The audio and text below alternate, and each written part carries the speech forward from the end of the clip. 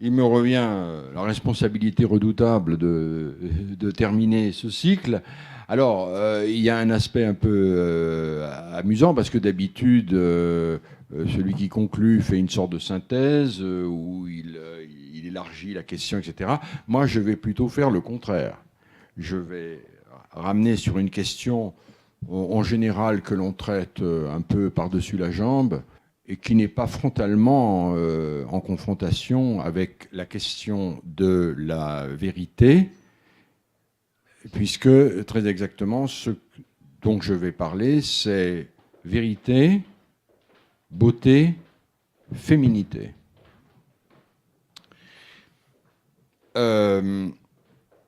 C'est apparemment, évidemment, quelque chose qui est moins digne que la grande question de la métaphysique, de la vérité, les grandes questions de l'épistémologie, que le rapport de la vérité de l'État, de la démocratie, de l'information, de la religion, qui pose les grandes questions du vrai.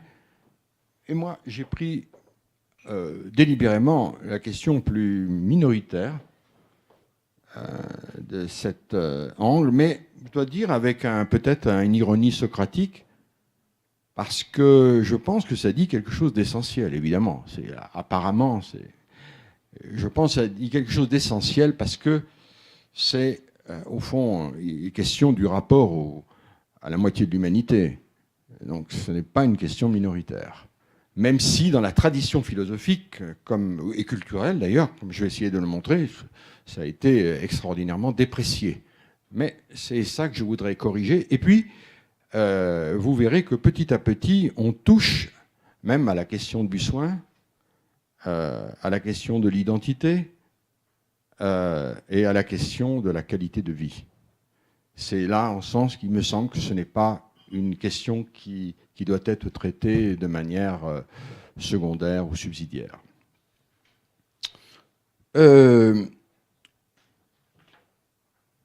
Le point essentiel qu'il faut bien avoir en tête, c'est que en Grèce classique, comme dans les autres civilisations antiques, la beauté féminine est toujours chargée de résonance négative. Toujours. Pour les Grecs, c'est de Pandora qu'est sortie, je cite l'expression d'Hésiode, l'engeance maudite des femmes. La femme est un terrible fléau installé au milieu des hommes mortels. La femme est un être de ruse et de mensonge. Voilà pourquoi le rapport, déjà, vous le voyez, avec la vérité. C'est un danger redoutable parce qu'il se cache sous les traits de la séduction. Hélène, dans l'Odyssée, est une beauté fatale qui est une beauté suscitée par Zeus pour créer la discorde entre les hommes, pour qu'ils s'entretuent. Il se sert de l'appât féminin pour, au fond, envoyer des maux à l'humanité. Pour Hésiode, sous la beauté de l'apparence féminine se trouve au plus profond la tromperie et le mensonge. Le beau, la beauté féminine, est en fait trompeuse. Elle est l'apparence du faux. La tradition judéo-chrétienne, je passe vite, ce n'est pas l'objet, se caractérise également par la mise à l'index terrible de la beauté féminine. La tradition se caractérise par la dénonciation du mensonge qu'est le corps féminin. Mensonge parce que la beauté féminine ne révèle pas les qualités intérieures de la femme. Elle révèle au contraire ses vices. Le corps féminin est essentiellement un corps menteur qui trompe l'homme. C'est très différent pour l'homme. Moïse, Daniel, David, dans la Bible, sont décrits comme beaux. Mais cette beauté, là, elle est bonne. Elle reflète leur vertu, leur beauté de l'âme, leur qualité intérieure. Au contraire, la beauté extérieure chez la femme ne reflète pas la beauté du dedans. Elle est mensonge, elle détourne les hommes de la bonne voie, de la vertu, de la vérité de l'âme ou de Dieu. Comme vous le savez, c'est Ève qui détourne Adam, qui le séduit, le pousse au péché.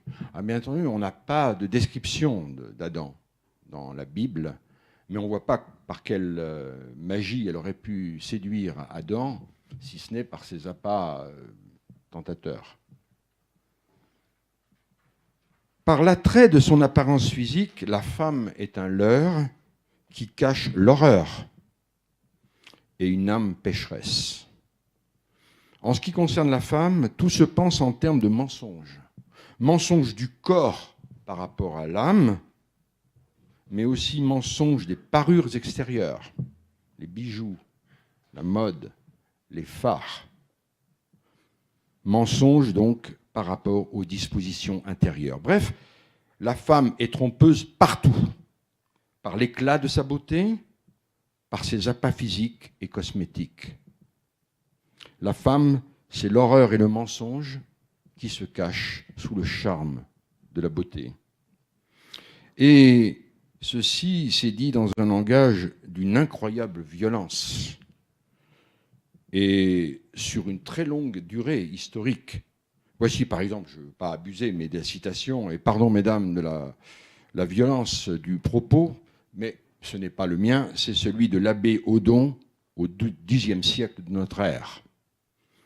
La beauté physique ne va pas au-delà de la peau, dit-il au sujet des femmes. Si les hommes voyaient ce qui est sous la peau, la vue des femmes leur soulèverait le cœur. Quand nous ne pouvons toucher du bout des doigts un crachat, comment pouvons-nous désirer embrasser ce sac de fiente ? Pardon, encore une fois, du propos. Pour revenir à la Grèce, la question de la beauté, vérité et féminité est posée d'emblée avec Platon, qui lui donne sa plus noble expression, en réfléchissant sur les artifices du maquillage et des cosmétiques. Il ne réfléchit pas, lui, sur la beauté physique, le corps, mais sur l'apparence amplifiée par l'usage des fards et des cosmétiques. Platon n'est il lui donne sa résonance philosophique, mais c'est l'éthos de toute une culture. Il ne fait qu'à l'exception un peu plus tard d'Ovide, mais Ovide d'abord il est romain, mais c'est une éthique partagée. Alors, dans un célèbre texte du Gorgias, Platon rattache la cosmétique féminine à l'art, dit-il, de la flatterie. Cette flatterie comprend la rhétorique, le maquillage et la sophistique. Tout ça est mis dans le même sac, si je puis dire. Un art de la flatterie, parce que ça tend un piège, à nouveau, vous voyez l'idée de mensonge, à la sottise qu'elle abuse et gagne de la sorte de la considération. Le maquillage, pour Platon, est chose malfaisante, trompeuse, basse, indigne d'un homme libre qui produit l'illusion par des apparences, par des couleurs, par un vernis superficiel. Le maquillage est ainsi une technique de séduction comme la rhétorique. Une séduction qui n'a donc aucun souci de la vérité. La séduction féminine est donc un simulacre. C'est de l'artifice, de la ruse, de la feinte, de la falsification, de la dissimulation. C'est un art de tromperie. Les fards qu'utilisent les femmes sont associés chez les Grecs aux courtisanes et aux femmes de mauvaise vie. Les phares s'enracinent dans la passion excessive du paraître et le désir insatiable de plaire. Si le maquillage est jugé de manière négative, c'est qu'il est du côté du faux. Pour Platon, là, c'est rédhibitoire. Quelle tromperie par le maquillage. La femme cherche à être la plus belle, elle veut paraître plus belle qu'elle n'est, plus belle que l'on est par nature. Les produits de beauté s'apparentent alors à la magie, à la drogue. Ils envoûtent les êtres et donc il faut les prescrire et les condamner. Il faut ajouter que la culture chrétienne, pour passer encore un peu plus tardivement, a encore intensifié cette culture dépréciative des soins de beauté. Les crèmes, les parfums, les fards sont mis au ban, condamnés par les gens d'Église parce qu'ils constituent une offense à l'ordre divin. Ils falsifient l'ouvrage de Dieu et lancent un défi à la perfection divine de la création. Les cosmétiques féminins sont la manifestation de la vanité féminine, l'œuvre du diable, la tentation diabolique qui incite à la luxure. La femme fardée est pécheresse parce qu'elle veut plaire à d'autres hommes qu'à son mari. Le désir de séduction transforme ainsi la femme en une espèce de putain. Ce propos-là, il est véhiculé dans toute l'Antiquité gréco-romaine, à l'exception d'Ovide. Ovide, c'est le seul qui va même écrire un traité comment se maquiller. Il donne des conseils aux femmes et il considère que c'est une bonne chose. Mais je ne développe pas ça parce que je vais prendre un autre exemplaire beaucoup plus représentatif de la modernité. Mais c'est à peu près le seul. Alors vous avez reconnu, bien entendu, là-dedans, un type de discours qui est une manifestation exemplaire de la culture phallocratique, antiféministe, typique de à peu près toutes les cultures humaines depuis le fond des âges. En fait, alors, il va falloir attendre le XIXe siècle pour qu'apparaisse un vrai contre-discours à cette diabolisation des cosmétiques.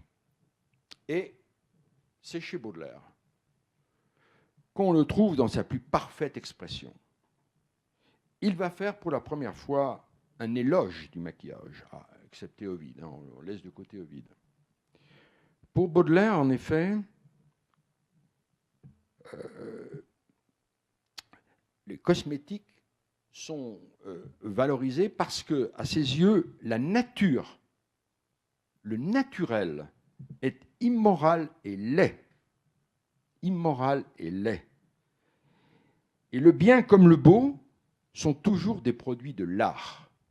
Il y a chez Baudelaire un antinaturalisme. Il dit la nature, c'est méprisable. Il déteste le naturel. Quelle horreur, c'est un dandy. Hein. Et donc, il prône un artificialisme systématique. Ce n'est que par l'art, par l'action artificielle, que l'on accède au beau. Le bien comme le beau sont des produits de l'art. Le beau n'est pas l'imitation de la nature, mais, comme il le dit, la réformation de la nature, la déformation sublime de la nature. La beauté, ce n'est pas copier la nature, c'est la déformer, la réformer. Donc, pour Baudelaire, toutes les modes sont charmantes. C'est un symptôme du goût de l'idéal. Baudelaire justifie fondamentalement ainsi le maquillage. Un très beau texte, je vous le lis. La femme est bien dans son droit, et même elle accomplit une espèce de devoir en s'appliquant à paraître magique et surnaturelle. Il faut qu'elle étonne, qu'elle charme. Idole, elle doit se dorer pour être adorée. Baudelaire. S'il faut légitimer le maquillage, c'est parce qu'il répond au besoin de surpasser la nature. L'artifice n'a pas à se cacher. Il prend là à contre-pied le maquillage bourgeois de l'époque où il y avait du maquillage, mais il fallait qu'il soit invisible, il fallait qu'il soit discret. Baudelaire, il ne veut pas la discrétion. Le maquillage, il n'a pas à se cacher. Il doit se montrer. Il doit s'étaler, sinon avec affectation, au moins avec une espèce de candeur, dit Baudelaire. Avec le maquillage, la femme devient alors un être divin et supérieur. Si le maquillage est de la ruse, car c'est bien une forme de ruse, il est surtout de l'art. De l'art. Il ne fait plus cette distinction entre quelque chose qui serait une technique cosmétique complètement méprisable et puis l'art qui serait... Non, non. Le maquillage, comme la mode, ce sont des familles de l'art. Le maquillage comme la parure sont des signes de la noblesse primitive de l'âme humaine. Formidable célébration, si vous voulez. En affichant son maquillage, la femme rapproche immédiatement l'être humain de la statue, c'est-à-dire un être divin et supérieur. Autrement dit, par le maquillage, la femme devient un être artistique. Elle devient comme une statue. Et de la même manière qu'on admire une statue, alors il faut admirer toute la beauté rayonnante du féminin, qui est fardée. Finalement, s'éloigner de la vérité naturelle, la déformer, est quelque chose de sublime. Parce que c'est l'essence même de l'art et du beau. L'artifice, c'est non pas une indignité, c'est ce qui embellit le monde et les femmes. Baudelaire veut artificialiser le féminin par la mode, par le maquillage. Alors, la question qu'il faut maintenant se poser, c'est comment notre monde a évolué par rapport à ces deux figures, en quelque sorte, paradigmatiques. Platon, Baudelaire, pour simplifier à l'extrême le débat. L'un qui diabolise, l'autre qui le consacre. Notre époque, elle donne raison à qui là-dedans? Comment l'univers démocratique et technicien a-t-il pris possession de cette question? Comment apparaît la culture cosmétique dans l'univers de l'hyperconsommation? Est-ce que, dès lors, nous assistons au triomphe de la vérité, du mensonge, ou bien est-ce encore autre chose? Voilà maintenant la question que j'aimerais traiter. Comment alors se pose la question de la beauté féminine dans ses rapports avec la vérité, dans l'univers qui est le nôtre? Alors, commençons par le peut-être le plus important. Qu'est-ce qui a changé dans le rapport social que nous avons avec la beauté féminine? Qu'est-ce qui a changé, je dirais même d'ailleurs, au-delà du rapport aux cosmétiques, dans l'image même du féminin, de la beauté féminine? Il faut bien voir que jusqu'au XXe siècle, dans les campagnes, dans le monde rural, pas dans les villes, parce que là, depuis la Renaissance, je vais en reparler, les choses ont changé. Mais enfin, dans le monde des campagnes, les accusations traditionnelles contre la beauté féminine sont la loi, partout. Et comment on le sait? On le sait très bien, par l'étude du folklore.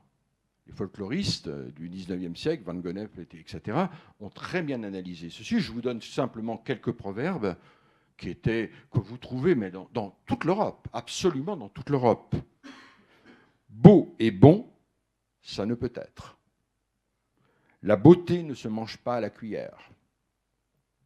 Il n'y a si belles chaussures qu'elles ne deviennent savates. Il y a la volonté dans le monde rural de déprécier la beauté féminine parce que probablement elle a beaucoup d'attrait et que donc il faut la mettre de côté pour valoriser autre chose. Il y a toujours au fond, jusqu'au XXe siècle, il faut voir, c'est pas l'idée que la beauté est fatale.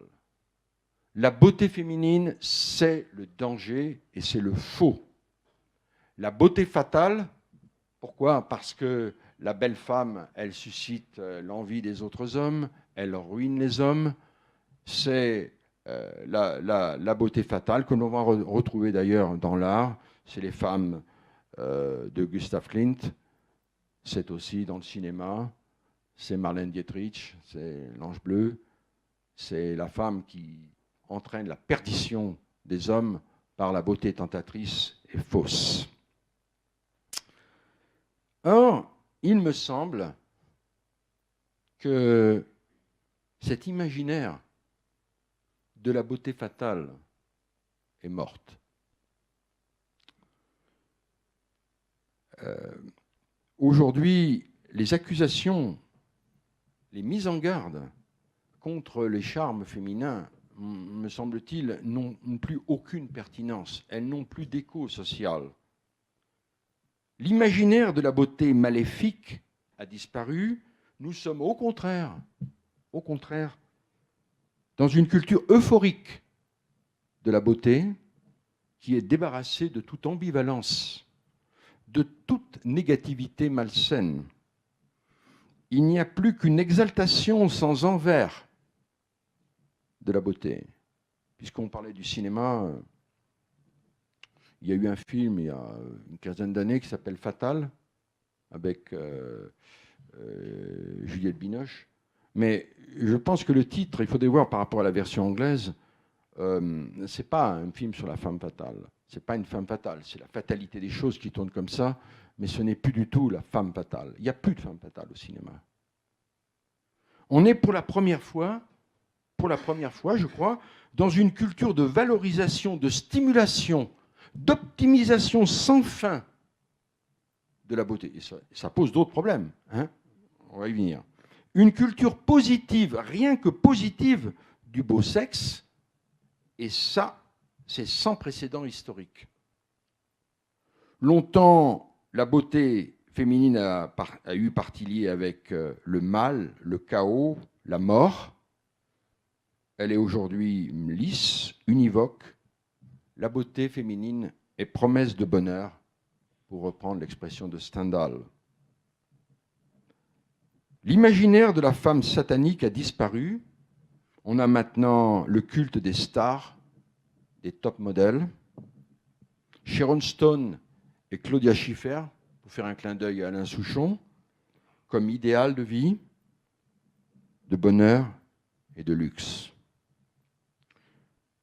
Toutes ces transformations radicales fondent l'idée qu'on est dans un nouveau moment de l'histoire de la beauté féminine, le moment démocratique et marchand, qui est l'apothéose historique de la culture du beau sexe.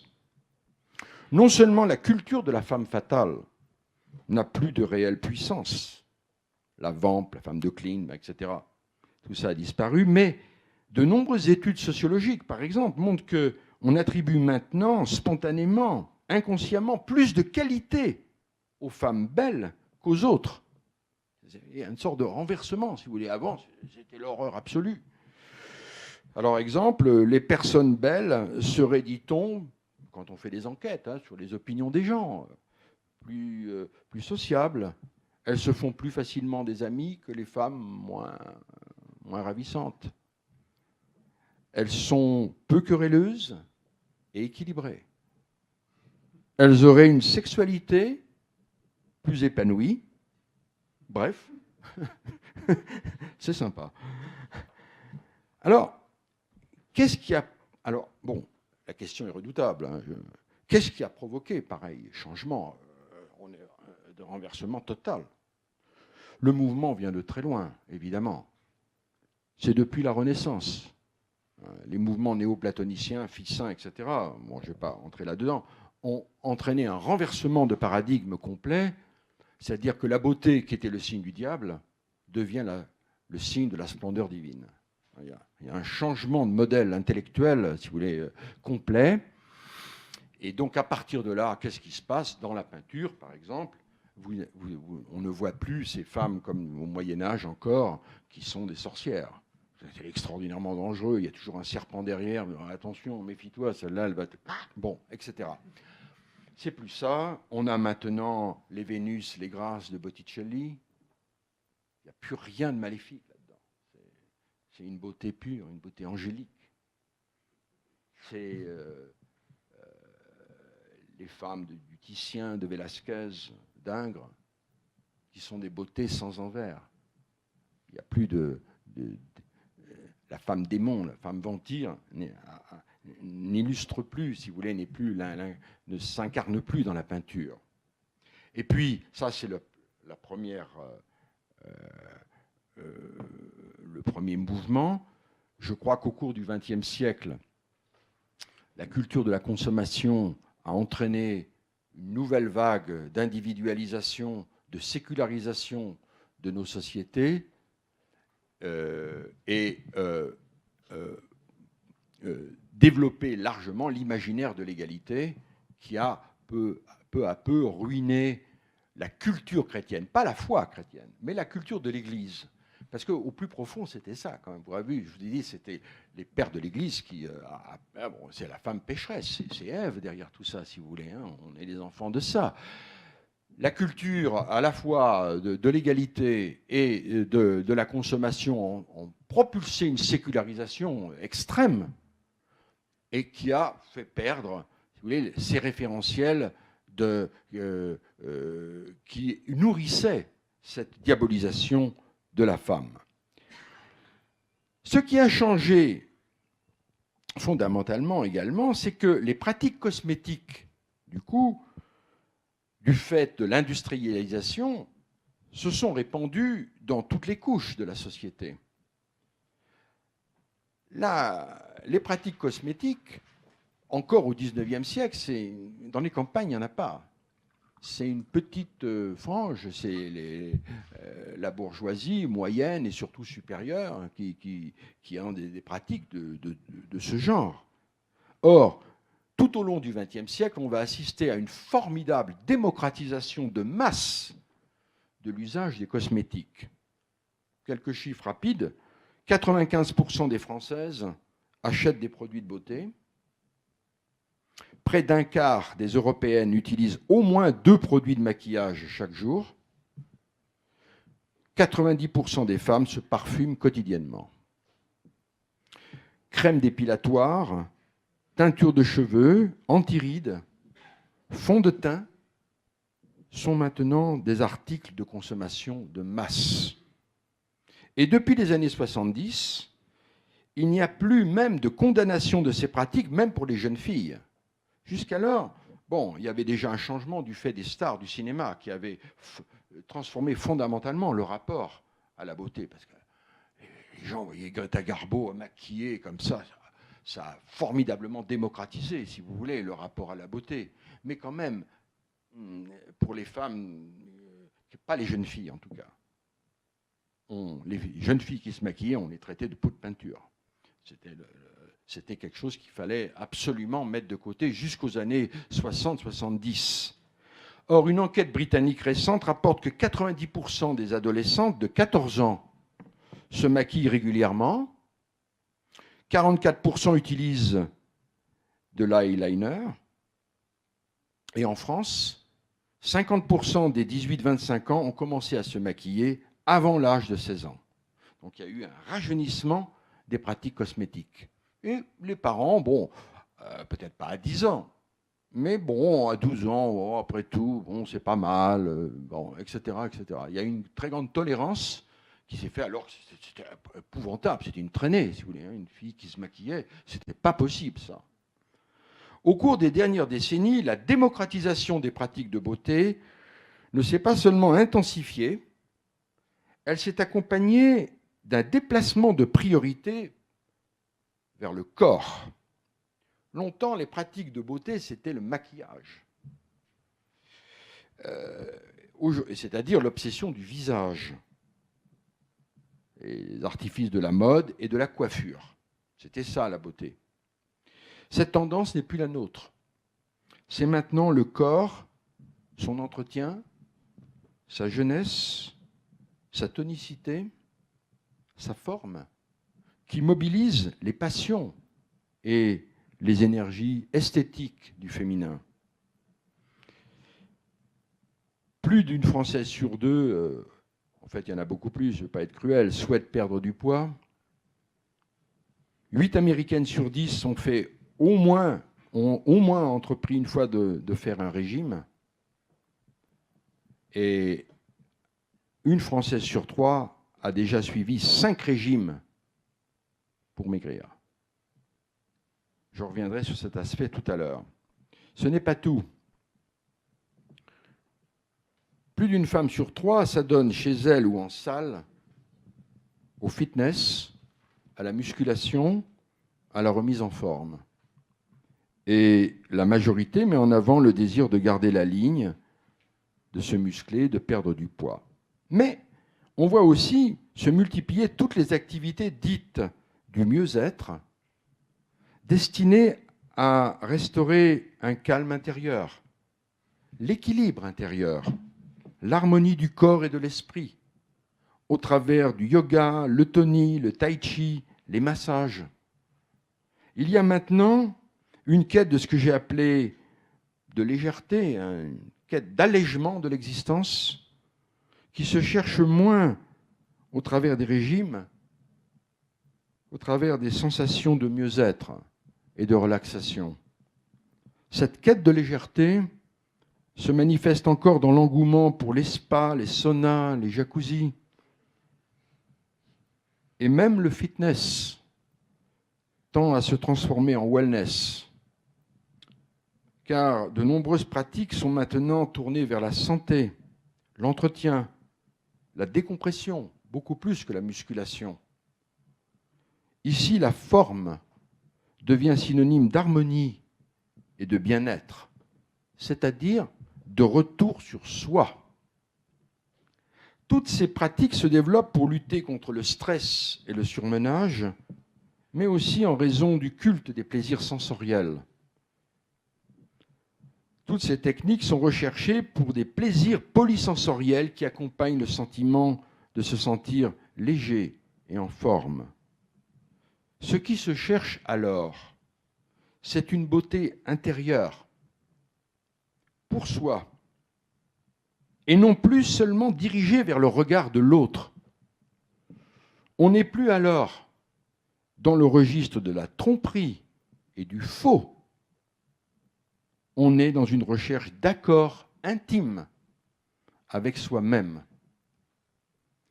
Et c'est même vrai cela pour le maquillage. Un nombre croissant de femmes déclarent aimer se maquiller davantage pour elles-mêmes que pour séduire. 50% des Françaises affirment qu'elles se maquillent pour se donner confiance en elles-mêmes. Et seulement 16% pour plaire et séduire aux autres. Les femmes disent qu'elles se font belles moins par obligation sociale que par plaisir et par volonté de retrouver une harmonie extérieure et intérieure. À nouveau ici, notre culture tourne le dos à Platon. Le désir de séduction, c'est-à-dire la tromperie, est dorénavant concurrencé par le souci de soi, la quête de la confiance en soi, le plaisir personnel de prendre soin de son apparence. Et donc ici, se maquiller, ce n'est plus un art du faux, c'est un art du soi. C'est si vrai qu'il y a maintenant, dans certains services des hôpitaux, pour les femmes brûlées, pour les cancers, des soins esthétiques qui sont prodigués. Il y a quelques années, d'ailleurs, une association liée aux produits cosmétiques m'avait demandé de faire une conférence pour le cas de ces femmes brûlées et des soins esthétiques qu'il est bon que l'on organise à leur endroit. On voit là que la beauté, le maquillage, ce n'est pas du faux. Ce n'est pas de la mystification, c'est autre chose. C'est une partie de la présentation de soi, de sa vie personnelle et d'une quête d'un accord du dehors avec le dedans. Et sur ce point, alors je pense qu'il faut être anti-platonicien. En même temps, tout n'a pas changé dans l'univers de la beauté. C'est une transformation majeure, puisque ce qui a été diabolisé est aujourd'hui encensé. Mais dans le rapport à la beauté, il y a une énorme inertie, notamment dans le rapport que nous avons toujours en ce qui concerne la beauté par rapport à la division des sexes. C'est là une limite stricte à la culture démocratique de la beauté. Ce n'est pas très difficile de montrer comment, en dépit de l'univers démocratique qui est le nôtre, l'énorme paradoxe qui est le nôtre, on est dans un univers d'égalité, il n'y a rien de moins égal dans le culturel que le rapport à la beauté. Quelques exemples. Les concours de beauté, ils sont féminins. Les concours de beauté ont été inventés au début du XXe siècle, en plein âge démocratique. C'est pour les femmes, pas pour les hommes.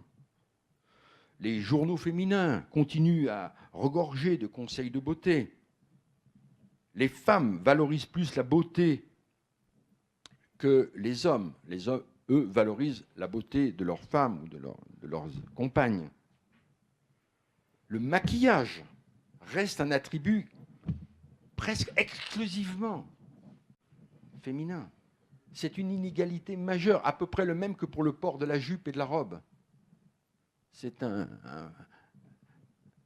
Il est impossible, on peut le faire, mais un homme qui se maquille, il a immédiatement une image de transsexuel. Autrement dit, il n'y a pas de réversibilité. Il y a eu une époque, Elisabeth Badinter avait développé cette thèse qu'on était entré dans un âge de commutation généralisée des signes. C'est une erreur manifeste au niveau purement de l'observation des faits. Pour théoriser, il faut d'abord être fidèle à ce que l'on observe. C'est infiniment plus compliqué. L'avancée démocratique est indéniable, mais pas là. Les gens du marketing, évidemment, développent une toute autre thèse. Ils disent maintenant, le marché des hommes se développe. Oui, mais ce n'est pas le même. Et comme celui des femmes se développe encore plus vite, si bien que ça fait 20 ans ou 25 ans que c'est toujours à peu près 10% du chiffre d'affaires des cosmétiques qui revient aux hommes et 90% aux femmes. Ça ne bouge pas. La chirurgie esthétique, je vais en y revenir, c'est un point très important, se démocratise, mais c'est encore 7 à 8 fois sur 10, c'est un cas, ça s'adresse aux femmes. Et je pense qu'il est hautement probable qu'à l'avenir, la valorisation de la beauté et des pratiques esthétiques ne seront pas semblables au masculin et au féminin. Je ne crois pas, je ne parle pas pour l'éternité, je parle pour les générations qui vont venir, je ne crois pas un instant que la marche des valeurs égalitaires ait la moindre chance de faire disparaître l'inégalité sexuelle des rôles esthétiques. L'unisexe, le modèle de l'interchangeabilité des rôles sexuels est un mythe de la même manière que l'ont été la société sans classe, que l'a été la société sans classe. En effet, alors même que les femmes accèdent aux diplômes et aux responsabilités politiques, entrepreneuriales, là il y a une avancée indéniable, qu'est-ce qu'on voit? On voit paradoxalement le retour des dessous féminins de charme, le triomphe des top modèles, le retour des formes féminines etc., etc. Et le maquillage qui continue à être une pratique profondément dissymétrique.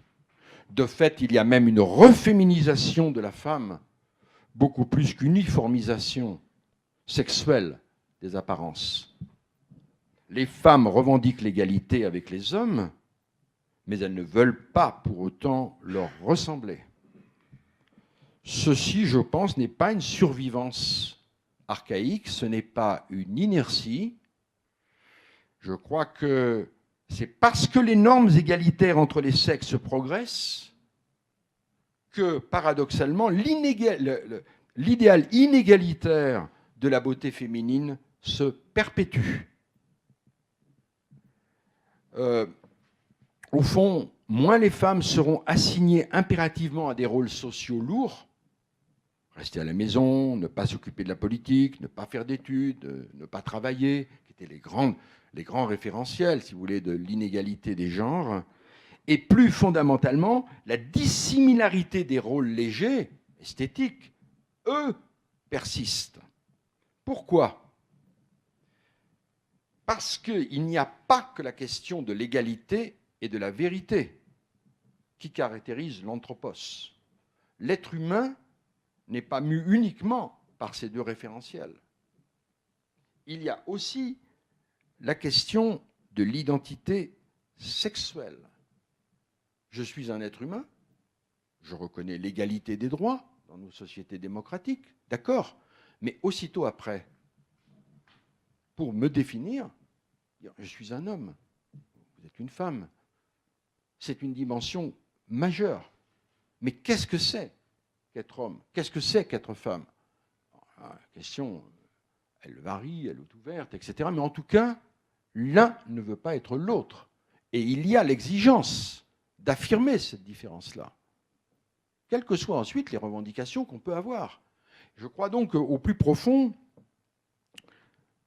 la persistance du code inégalitaire de la beauté ne se sépare pas de l'affirmation identitaire, en tout cas de l'identité sexuelle, qu'on ne peut pas balayer d'un revers de main, tout simplement parce que si on a un regard, pas uniquement, enfin, une problématique qui n'est pas uniquement normative, mais une réflexion de type anthropologique, c'est-à-dire depuis qu'il y a Homo sapiens, partout et toujours, les sociétés humaines ont fait des différenciations dans le paraître, toujours, toujours.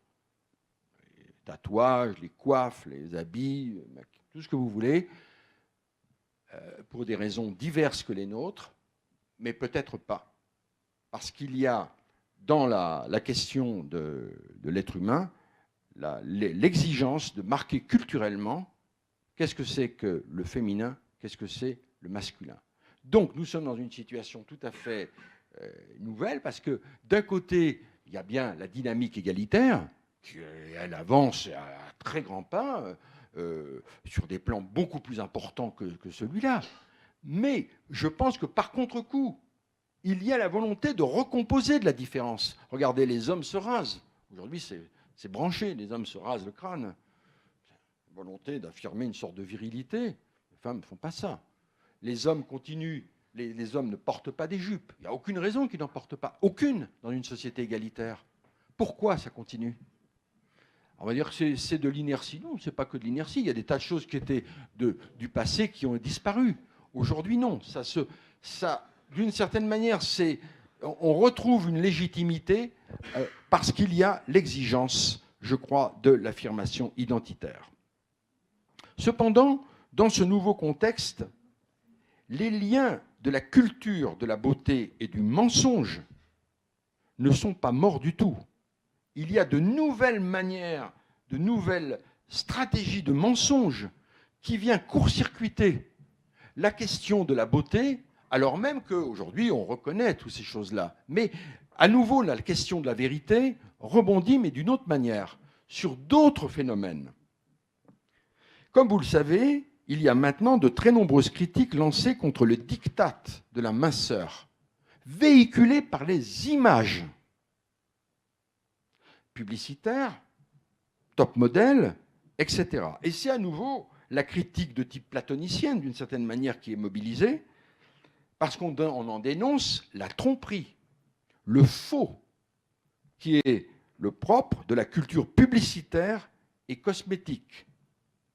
Une non-vérité, parce qu'on retouche les photos. Donc, ce sont des corps faux, des corps illusoires que l'on donne à consommer. Et donc, à nouveau, vous voyez, la question de la vérité rebondit. Mais attendez, on retouche les photos, c'est faux. Une non-vérité qui plus est, asservit, opprime les femmes, blesse l'opinion qu'elles ont d'elles-mêmes. Et c'est au nom de la vérité que sont lancées alors les critiques contre les images idéales, inaccessibles, irréelles de la beauté féminine. Le magazine allemand Brigitte a pris il y a quelques années la décision de ne plus passer des photos de mannequins professionnels et de ne publier, comme on dit maintenant, que des femmes réelles, des femmes vraies, et non pas des modèles absolument inatteignables. La marque Dove s'est fait remarquer par ses campagnes publicitaires pour toutes les beautés. Il s'agissait de dénoncer le diktat de la minceur, de dire qu'il y a des beautés différentes. Il n'y a pas qu'une seule beauté. Que ça, c'est un dogme qui est faux. Et comme vous le savez, dans de nombreux pays, il y a maintenant des lois qui existent et qui dénoncent, qui empêchent la représentation erronée de l'image du corps féminin. Dans ce cas-là, s'il y a une image retouchée, par Photoshop, alors il faut que ce soit marqué. À nouveau, la question du vrai doit être, attention, on nous fait consommer des images fausses du féminin. On voit donc bien l'importance aujourd'hui du problème de la vérité dans la culture esthétique, mais qui rebondit d'une autre manière, mais terrible, parce que du fait d'une culture féministe qui s'est développée, il y a l'idée que là, les femmes sont agressées par des images fausses qui blessent leur image d'elles-mêmes. Tous ces faits sont remarquables et sont réels, mais ce qui est aussi remarquable, c'est le caractère très limité de ces offensives. Par exemple, tous ces magazines qui ont décrété à un moment donné qu'ils arrêtaient de présenter des mannequins, etc. 2 ans après, c'est terminé, ils ont à nouveau remis des femmes filiformes. En réalité, l'esthétique de la minceur ne cesse de s'étendre. Je pense qu'elle ne recule pas, même si on a dit « fat is beautiful », etc. Je suis très sceptique, je crois qu'elle continue. Et elle progresse pour des raisons que j'ai analysées tout à l'heure. Et elle progresse quand on voit, par exemple, les excès que donnent aujourd'hui ce qu'on appelle dans les pays anglo-saxons les mommy erexics, c'est les femmes enceintes, et qui, une semaine après l'accouchement, retrouvent leur taille initiale. C'est Victoria Beckham, par exemple, etc. Donc, ils sortent là de dictature d'un système, si vous voulez, qui fait que, avant, quand même, la femme enceinte, on acceptait qu'elle ait pris des formes. Aujourd'hui, ça devient, même là, il faudrait à la limite empêcher ce genre de choses. Et c'est ce qui fonde alors l'idée très développée chez les féministes de tyrannie de la beauté. Cette idée de tyrannie de la beauté me paraît à la fois juste et inexacte. Il y a les deux. Je crois qu'elle est juste parce qu'il y a de plus en plus de femmes qui sont insatisfaites de leur corps, pas de leur visage, mais de leur corps, parce qu'elles se comparent avec des images absolument inatteignables, etc., etc. Donc là, en effet, il y a quelque chose une sorte de dictature de la beauté, véhiculée par les magazines, la publicité, etc. tyrannie de la beauté qui se concrétise par l'essor des régimes, etc., qui sont vécus de manière très difficile par beaucoup de femmes, parce que comme vous le savez, il y a les échecs, 80% échouent. Donc l'effet yo-yo, la dépression que ça accompagne, bon, c'est pas agréable, etc., etc. Et donc, beaucoup de femmes considèrent que c'est là quelque chose qui mine la confiance qu'elles peuvent avoir en elles-mêmes et qui crée des complexes vis-à-vis de soi. Tout ça me semble juste. Mais, à condition qu'on ne dise pas que cette tyrannie de la beauté ne cesse de s'accroître. Parce que là, je crois que ce n'est pas vrai. Pourquoi ?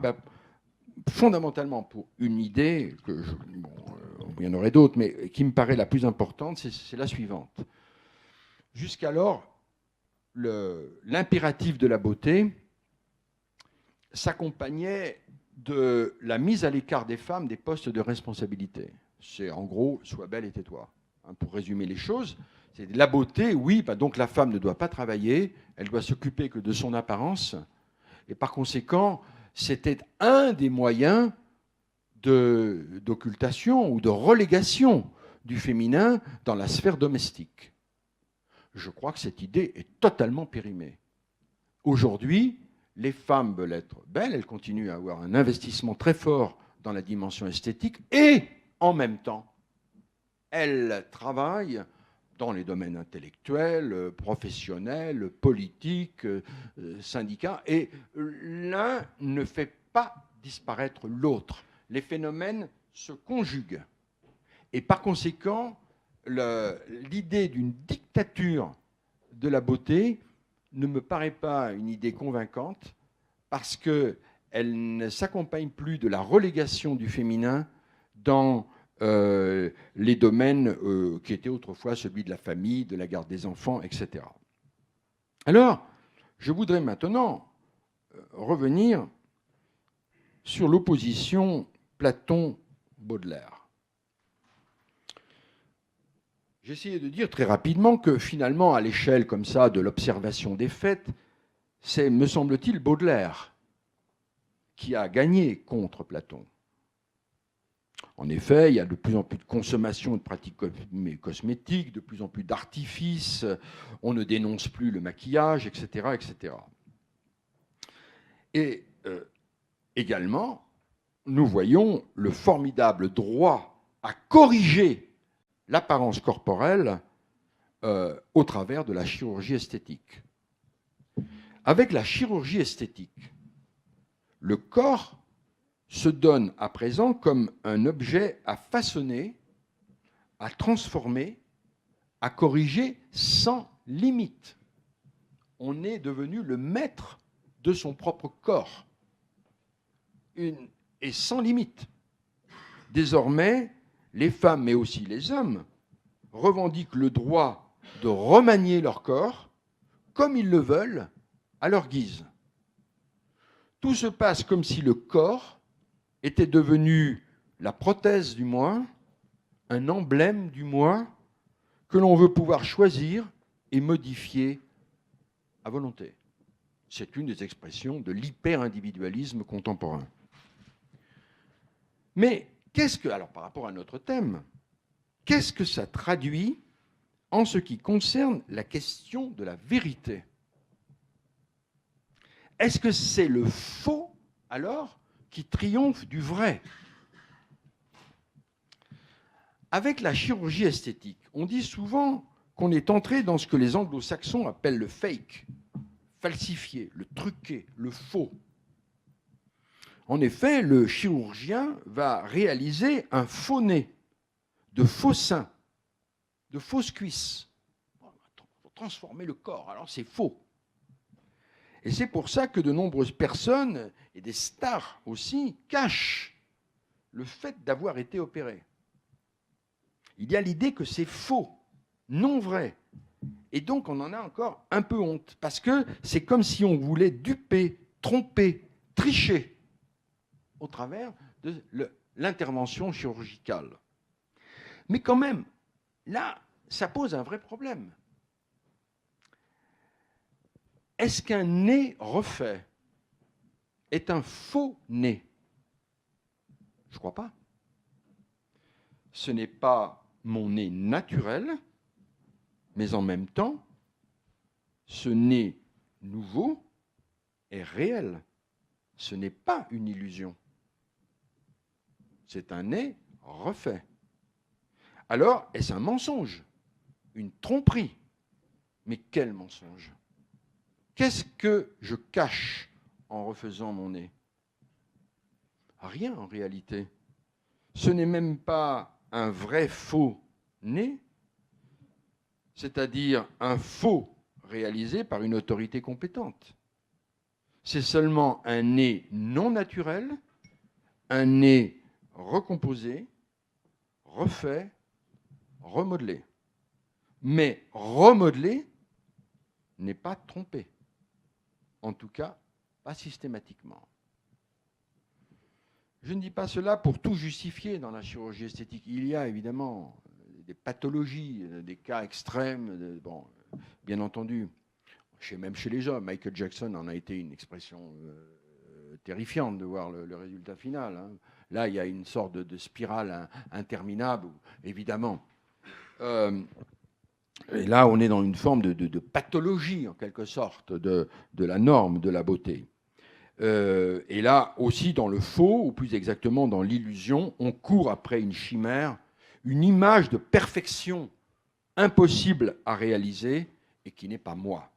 Mais ce n'est pas toujours le cas en ce qui concerne les désirs qui président à une intervention de chirurgie esthétique. Très souvent, la demande d'amélioration chirurgicale traduit moins un désir de perfection inatteignable qu'un désir de normalité, de simple normalité. Se faire changer le nez, c'est souvent vouloir se débarrasser d'une imperfection qui empêche de vivre correctement. C'est vouloir avoir un nez finalement comme tout le monde, un nez dont on n'a pas honte et qui n'arrête pas négativement le regard des autres. Alors dans ce cas, la chirurgie esthétique n'est pas du côté du faux ou du mensonge. Elle est plutôt, je dirais, du côté du vrai, au sens de la vérité vécue, subjective, intime. La chirurgie, dans ce cas, est ce qui me permet d'être moi-même, plus pleinement, au lieu d'être sans cesse complexé et donc pas vraiment moi-même. Nous avons à comprendre que le faux peut, pas toujours, mais parfois, être un instrument de la vérité pour soi. Et même le maquillage peut aller dans ce sens, à savoir se sentir mieux dans sa peau, avoir confiance en soi-même, ce que disent les femmes dans les sondages.